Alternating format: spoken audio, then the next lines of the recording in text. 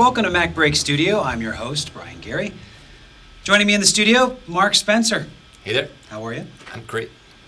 Today we are going to do some fun stuff inside of Motion.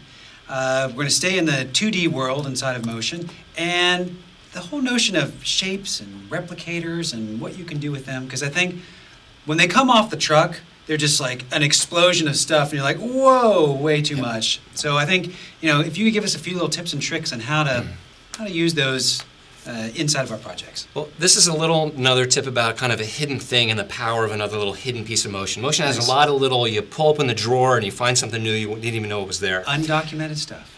Well, it's documented, but it's just not obvious what you can do. Right. And this is going to bring us back to shapes. And I know I talk a lot about shapes. We shut up with the shapes already. But this is another really cool use for shapes.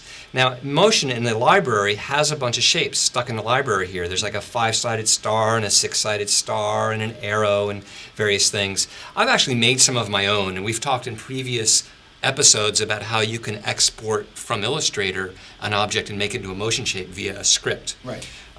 So I've got a few here. Like I've got a hexagon and a curve, shapes that I use that don't come, and especially that don't come with Motion. I've got some spirals here. It's very hard to draw a spiral. Now this is vector art? This is vector art. It's a shape, and any shape is going to be vector. Okay. So for instance, here's a spiral. I'm just going to click apply to bring it in, and I've got this spiral, okay? And it's a shape. If I hit F5, you can see the little icon here. It's not only a shape, it's a paint stroke because it has an outline and no fill. So it can be animated and you can do all the normal shape things that you can do with it. But I'm going to do something a little bit different with it. And that's this. I'm going to take that butterfly and I'm going to add a motion path behavior to animate it, okay? So add behavior, basic motion, and motion path. And by default, you get this little red line. Let's back out a little bit so you can see it over here. And if we play, that butterfly moves along that red line. Okay? It's right off the screen. Yeah, right off the screen. And you can use this line, you can double click on it to add points, and you can move them all over the place, and you can create a real interesting path for the butterfly to follow. And in fact, if you add behavior, basic motion, snap alignment to motion, that butterfly will follow the curve of the path. Oh, okay. That's all great, but you're manually taking that path and describing a specific path it's following. But what if you wanted it to follow a path of a shape? Ah, okay. Right? So you can. Yeah, you can. This is what's so cool.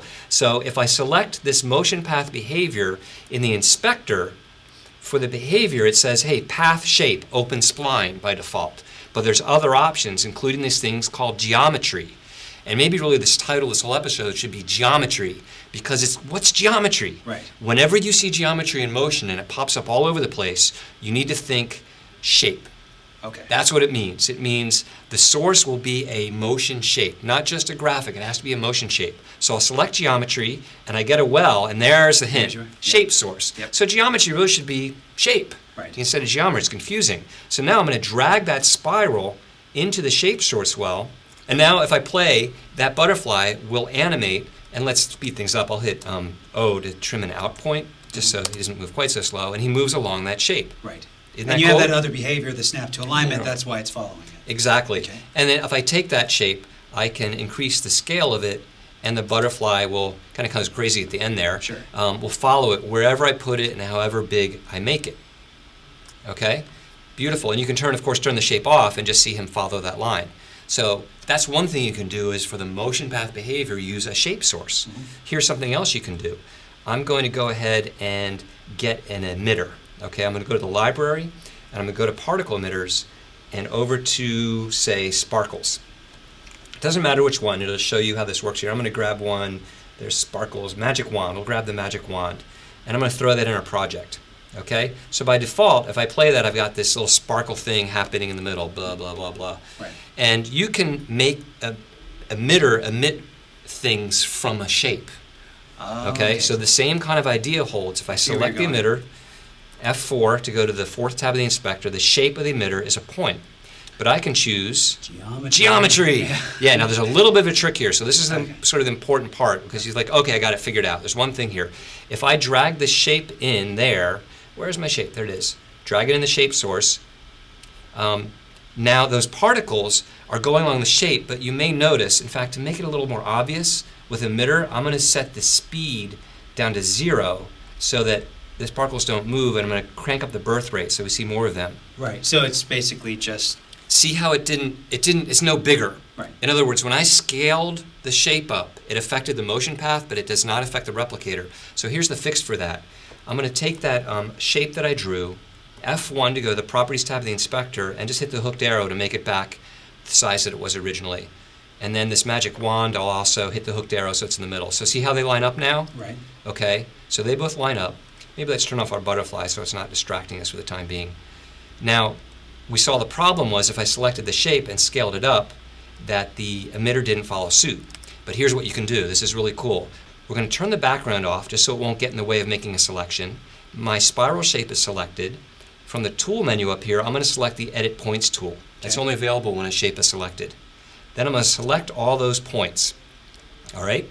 With those points selected, under the Edit menu, there's something called Transform Control Points. Okay. So rather than scaling the layer, I'm actually going to transform the shape itself now.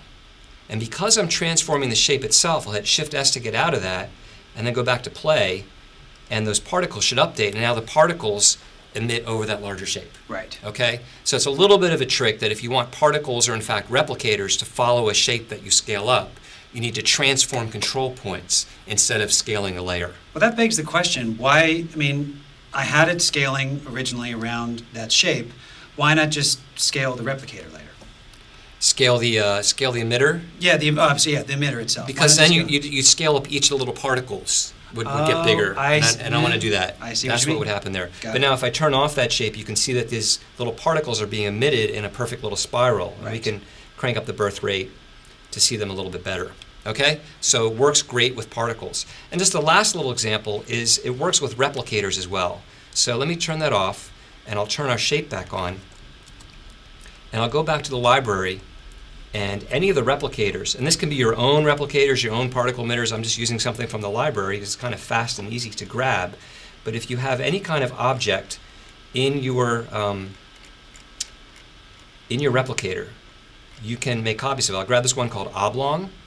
I'll throw it in here, and then I'll select it and go to that fourth tab of the inspector, F4, and you can see the shape is set to a line right now. But once again, I can set the shape to geometry. Drag the shape in the well and make a few adjustments, like the scale is way too big. I'll scale those way down, and I'll increase the points quite a bit. And then those guys will follow that same shape. And I can turn off the source shape, make those a little bit smaller. They're so big. But now I have a replicated shape along, a replicated object along that path, along that shape. And the whole thing works in 3D as well. Right. So you can have those shapes in 3D space and just go crazy. So the upshot is a motion path, a replicator, an emitter, all of those things can be made along any shape that you have. Closed or open, it doesn't matter. And motion comes with a lot of content. And so if someone were to look at, for training by you, that would help them kind of really harness and understand all the things that motion can do, where would you point them? I would point them to Ripple Training. And that's a good place for you to go. RippleTraining.com. Motion 4 Fast Forward. That's a good place to start. Yes. Yeah, that gives you the basic foundation. And then you also have another intermediate advance. Mastery Motions, when you're ready, Yeah. Mastery Motions camera is waiting there for you. To take the 3D to the next level. Yes. Mark, thank you as always for coming in. And Thanks, thank Brian. you for watching MacBreak Studio. I'm your host, Brian Geary.